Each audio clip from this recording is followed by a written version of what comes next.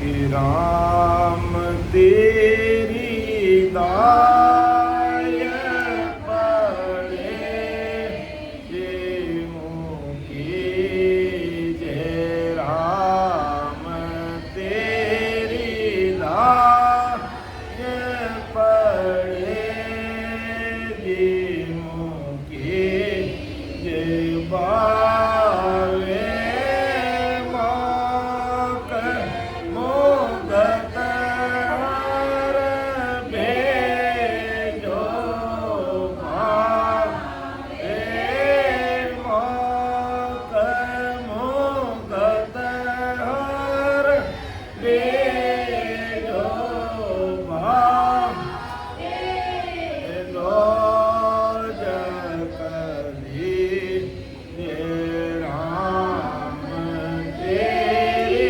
दाय पड़े जीवों की राम तेरी दाय पड़े जीवों की मोको हरि भगत कर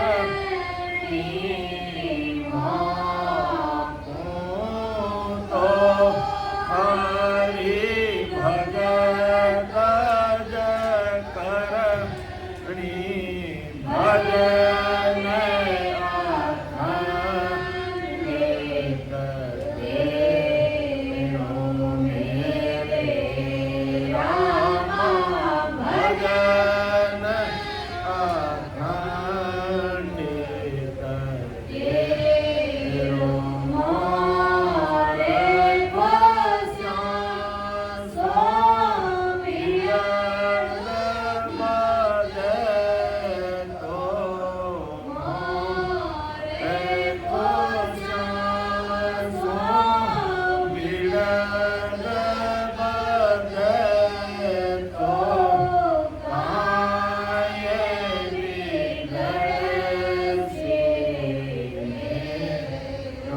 राम तेरी दाय पड़े जीवों की जय राम तेरी दाय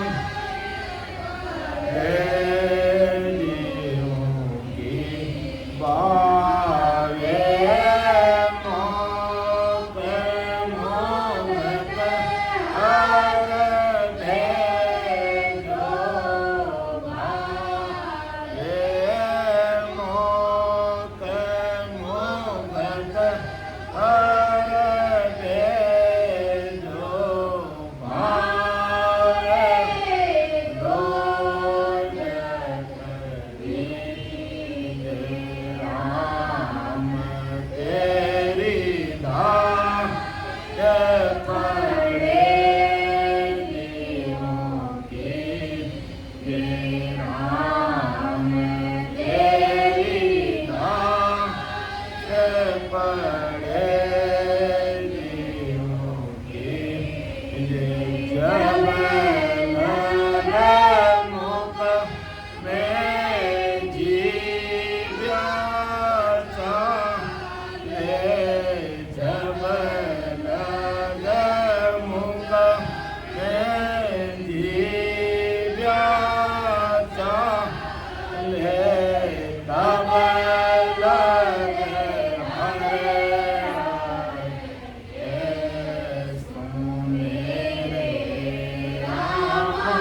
तब लग हर हर सुबारे ताल मार भावे की जो भावे ताल मार भावे की जो शरण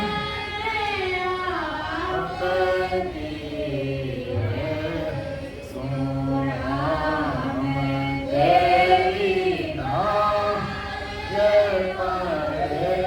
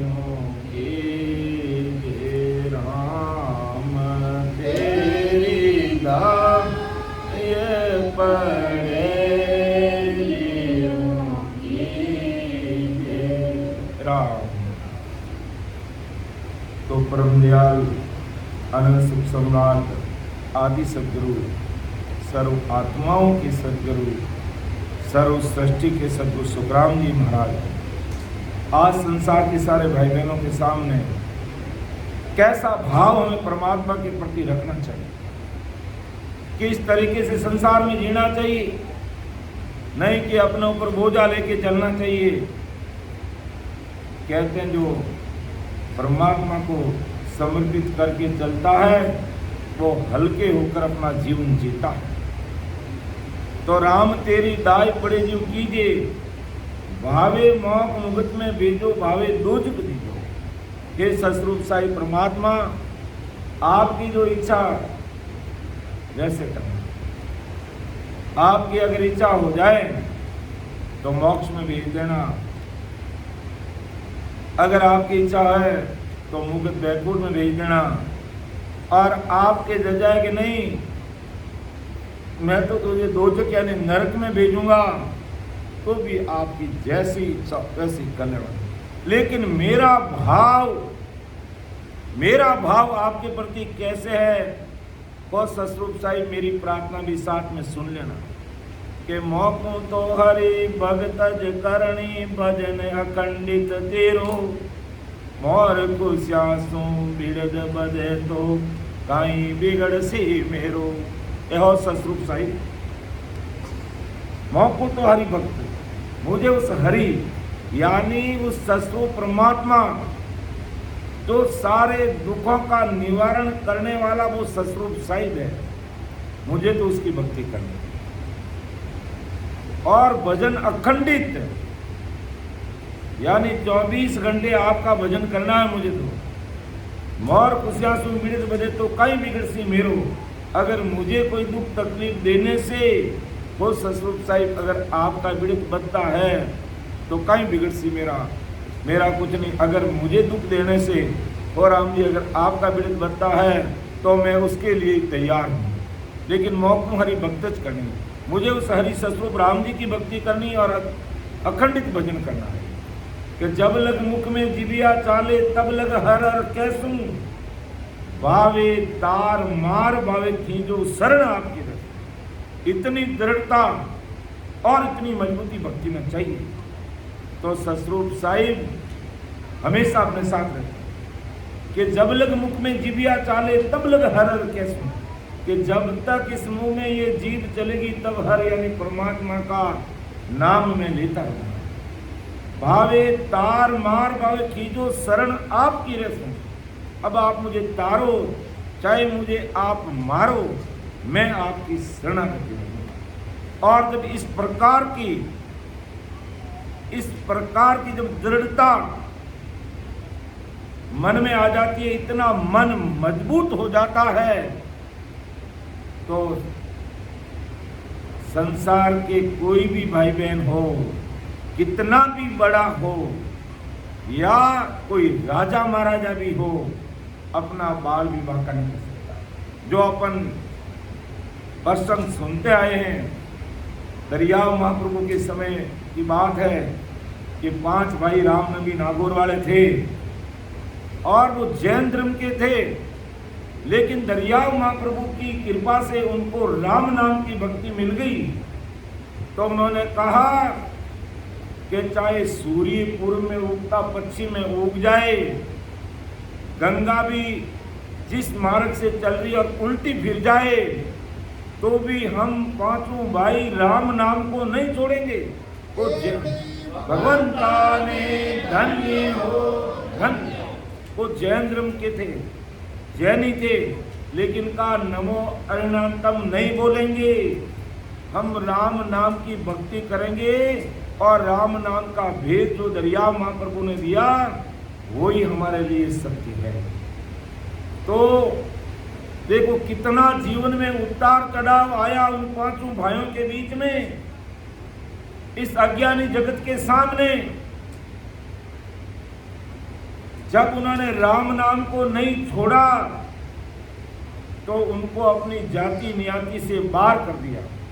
क्यों? कोई परवाह नहीं, आपको जो करना कर लीजिए, जो करना जो कर लीजिए, हम राम नाम को नहीं छोड़ेंगे। जाति नियति से बाहर कर दिया तो भी वो नहीं माने और राम जी के नाम पर अडिग रहे। और दरियाव महाप्रभु सशरीर उस समय मौजूद थे। अब उस समय नागौर जोधपुर नरेश के अधीन था, तो लोगों ने जाकर के जोधपुर नरेश को कहा क्योंकि जैन धर्म में खूब सारे लोग पैसा वाले होते हैं, वहाँ तक पहुँच रखते। और उन्होंने जाकर के जोधपुर नरेश को कहा कि हमारी जाति बिरादरी के हैं और हमने जाति से न्यारा करने के बाद भी ये हमारे धर्म को नहीं पकड़ के ये राम नाम को कर रहे हैं। तो जोधपुर नरेश ने आदेश कर दिया कि आप राम नाम को छोड़ोगे और जैन धर्म को अपनाओगे, क्योंकि तुम जैन जाति के हो। तो जोधपुर दरबार को उन्होंने विनम्र प्रार्थना में लिख दिया कि जोधपुर नरेश,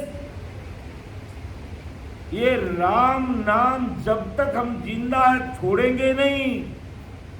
भले ही इन्होंने जाति से न्यारा कर दिया और आप चाहो तो देश निकाला दे सकते हो। जब इतनी बात लिख दी और जोधपुर नरेश को पता चला तो लोगों ने और उल्टी बढ़ाई, कहा महाराज आपके आदेश की उल्लंघन तो किया ही है और साथ में आपको चैलेंज किया है कि भले ही देश निकाला दे दो, हम राम नाम को नहीं छोड़ेंगे। इतना कहाँ सहन होता जोधपुर नरेश को। तुरंत प्रभाव से उनको जोधपुर बुलाया और कहा क्या हमारा कहना मानोगे कि नहीं मानोगे? क्यों आप जो कहें करने के लिए तैयार हैं, लेकिन राम नाम को नहीं छोड़ेंगे और जैन धर्म को नहीं मानेंगे। तो मैं यही कह रहा हूं, आप नहीं मान रहे हो, कहा इन पांचों भाइयों को काल कोठरी में बंद कर दो।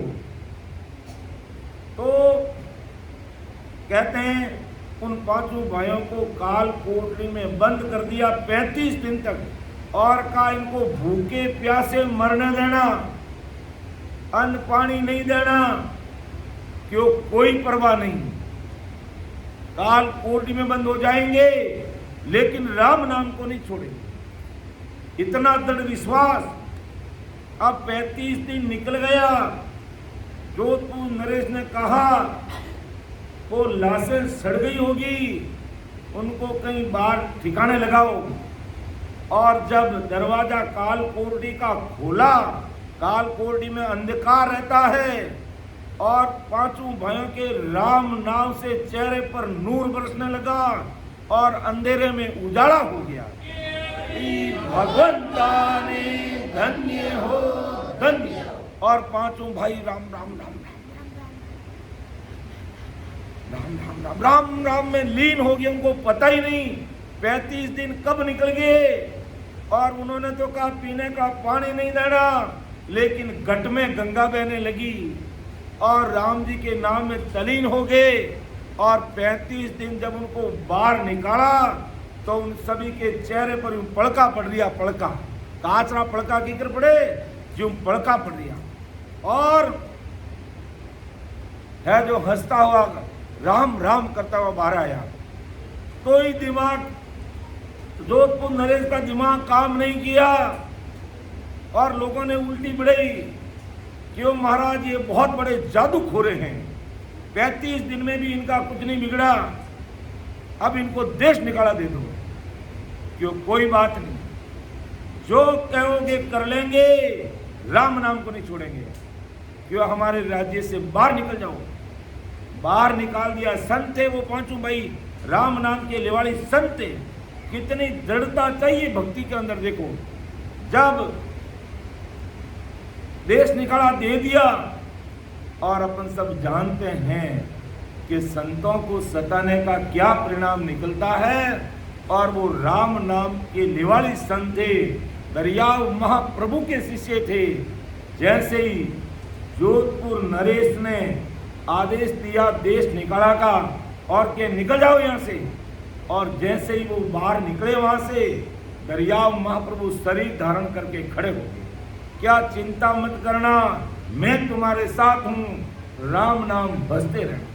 जिसने निकाला है वही तुम्हें वापस बुलाएगा, आप चिंता मत करना। ये हकीकत बात है, ये मनगढ़ंत बात कोई कहानी नहीं है, ये वास्तविक बात है। और जब बाहर निकाल दिया, बहुत मुश्किल से थोड़ा समय हुआ, और संतों को सताने का क्या परिणाम हुआ कि जो तू नरेश का भतीजा, उसी नरेश को पकड़ के मार के उसी काल कोठरी में बंद कर दिया और राजगद्दी में बैठ गया। वही नरेश उस काली कोठरी में बंद हो गया और काका को हटा के भतीजा राजगद्दी में बैठ गया। तब अब क्या हुए, 10-15 दिन समय निकला और कोई समझदार व्यक्ति आया और वो काल कोठरी में बंद उस नरेश ने कहा, मेरे साथ ऐसा अन्याय कैसे हुआ। तब कहते एक जाना माना समझदार चौधरी था जाट, उसने कहा महाराज आपने भारी गुनाह किया है। क्यों रे, क्या गुनाह हो गया? वो 5 भाई बहुत बड़े संत थे और उनको आपने देश निकाला दिया, यही हाल आपका हो रहा है। ये मैं सच बात कहूँगा, आप मुझे माफ कर देना। पहले कॉल किया उसने कि मैं सच बात कह रहा हूँ, आप मुझे माफ करोगे तो कहूँगा, नहीं तो नहीं कहूँगा। तो हकीकत बात ये बताई। तब जोधपुर नरेश ने कहा अब क्या किया जाए कि वापिस उनको इस राज में बुलाने की कार्रवाई करो और गाजा बाजा से ढोल ताली से बंधा के उनको वापिस लो, तो तुम्हारा राज्य भी तुझे वापिस मिलेगा। क्यों भाई, भारी गलती होगी, ऐसा ही किया जाए। तब ऐसा ही किया और तब तक वो राज से उस राज्य से बाहर निकल चुके थे और वापिस उनको सूचना मिली तो बंधाई ढोल तालियों स्वागत कर और उन्होंने पाछा है जो बंदाई ने लिया तो वो भतीजों की और काको सा मारूं गलती दे दी और वाचा राजगद्दी माथे बैठा। जने महाराज परमदयाल सदगुरु सुखराम जी महाराज क्यों के हरिजन सोरा हरिजन सो बीड़ पड़िया लिव ढूणी हरिजन सोरा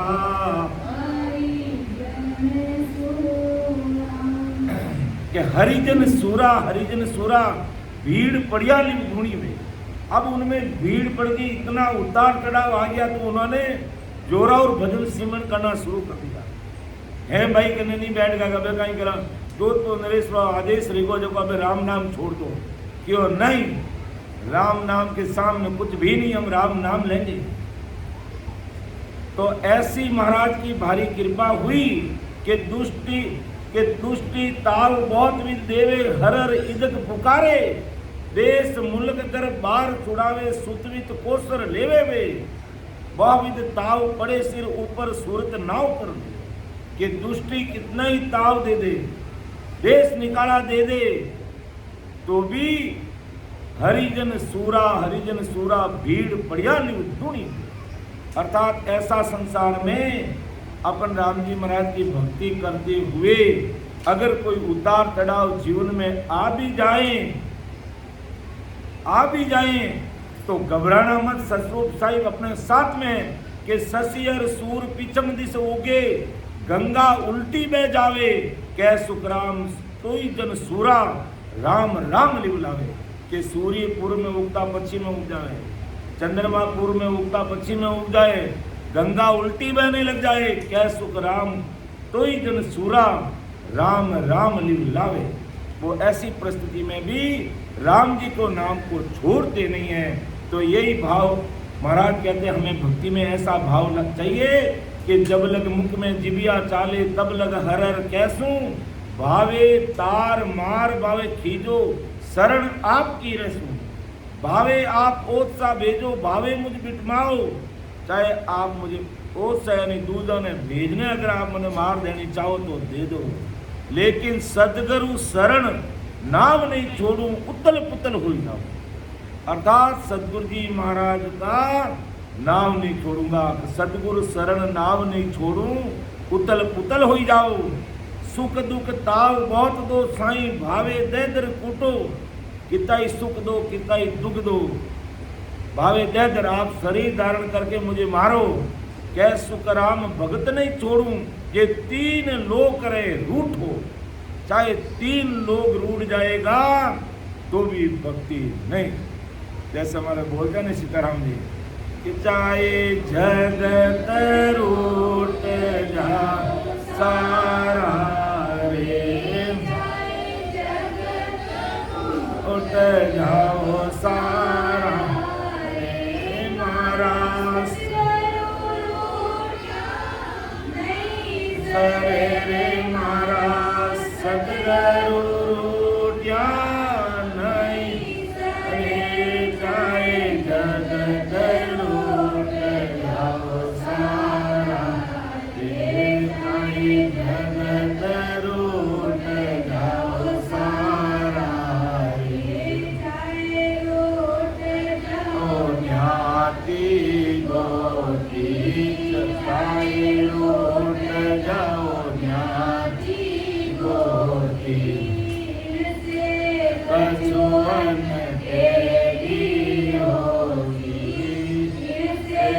कछुअन तेरी होगी, जुड़े बराबर जानो रे मोती गुण बराबर जानो रे मोती, भूलियात मत गालना ना, भूलियात मत गालना, जाए हो अपना जवारा रे, जाए हो अपना जवारा रे, जाए जगत रूठ जाओ सारा रे, जाए जगत रूठ जाओ सारा रे मारा सतगुरु रूठ्या नहीं सरे मारा सायब रूठ्या नहीं सरे जगत रूठ जाओ सारा। तो ऐसा दृढ़ विश्वास चाहिए कि भले ही दुनिया रूठ जाए लेकिन मेरे राम जी नहीं रूठने चाहिए, सदगुरु साईं परमात्मा नहीं रूठने चाहिए, और परमात्मा नहीं रूठेंगे तो पूरा संसार अपना ही होगा, कोई अपना पराया नहीं हो सकता। तो इस प्रकार ऐसा भाव, ऐसी दृढ़ता और ऐसी मजबूती हमें भक्ति में चाहिए। भले ही आप 3 लोग की भक्ति करो तो वहाँ भी ऐसी मजबूती चाहिए, और ससुर परमात्मा की भक्ति करो उसमें भी ऐसी मजबूती, ऐसा भाव, ऐसा दृढ़ मन चाहिए, तब राम जी अपने साथ ही हैं, कभी दूर हो नहीं सकते। तो बोलने में मेरे से कोई त्रुटि रह सकती है, आप छोटा भाई समझ के मुझे माफ़ करना। सुन जो मैं निर्दोष हूँ, घाट बांध गस हो, तुम हर बोल हार हो, क्या जानेगा तो परम दयाल अनंत सुख सम्राट आदि सद्गुरु सर्व आत्माओं के सर्व सृष्टि के सद्गुरु सद्गुरु सुखराम महाराज ने धन्य हो धन्य राम समाने राम महाराज। अब हमारे युवा संत और बाल संत आगे आकर के 1-2 अध्यक्ष और साखी लेंगे, उसके बाद में अपन समापन की तरफ बढ़ेंगे और फिर प्रसाद वितरण भी होगा, और सवेरे ठीक 4 बजे से 6 बजे तक सिमरन रहेगा, और फिर 7:45 बजे से लेके 10 साढ़े 10 तक सत्संग रहेगी, फिर दोपहर में और सत्संग रहेगी, और उसके बाद 5 बजे के बाद में उत्सव आरती रहेगी और महाप्रसादी रहेगी। समस्त भाई बहनों से करबद्ध निवेदन रहेगा कि आप सब सपरिवार पधारेंगे, सत्संग सिमरन सेवा का लाभ लेंगे और सभी यहीं पर भोजन प्रसाद लेंगे। ऐसा सभी से यहाँ के जो आयोजन करने वाले समस्त रामसनई भाई बहनों की तरह से सबको निवेदन है, निमंत्रण है। मैं तो केवल बीच में बोलने वाला हूँ राम सभा में, राम राम सा। और आगे 5 तारीख से लेकर के 5 जून से 9 जून तक सत्संग कार्यक्रम हैदराबाद में रहेगा। 3 तारीख तक सत्संग कार्यक्रम यहीं रहेंगे, अलग अलग जगह पर रहेंगे, ग्रुप में सूचना भी आ जाएंगे, वहाँ भी आप पधारना। 3 तारीख 4 तारीख को हम यहाँ से निकल जाएंगे और 5 तारीख से लेकर के 9 तारीख तक वहाँ है जो सत्संग कार्यक्रम माली समाज का जो भवन है, उस एरिया का क्या नाम है? महादेवपुरम। तो वहाँ पर हैदराबाद में सत्संग कार्यक्रम रहेगा। जो भी भाई बहन वहाँ पहुँच सकते हैं ज़रूर आना, और अपने कोई मिलने वाले वहाँ रहें तो उनको भी सूचना करना। ऐसा सभी राम सनी भाई बहनों से करबद्ध निवेदन रहेगा। राम सभा में राम राम। अब मैं परम आत्मीय हमारे मौलिका भाई से निवेदन करूँगा, आप बदलेंगे, इसके बाद में बाल संत तैयार रहेंगे, फिर अपन समापन की तरफ आगे बढ़ेंगे। राम सभा में राम राम का सबको राम राम, सबको प्रणाम।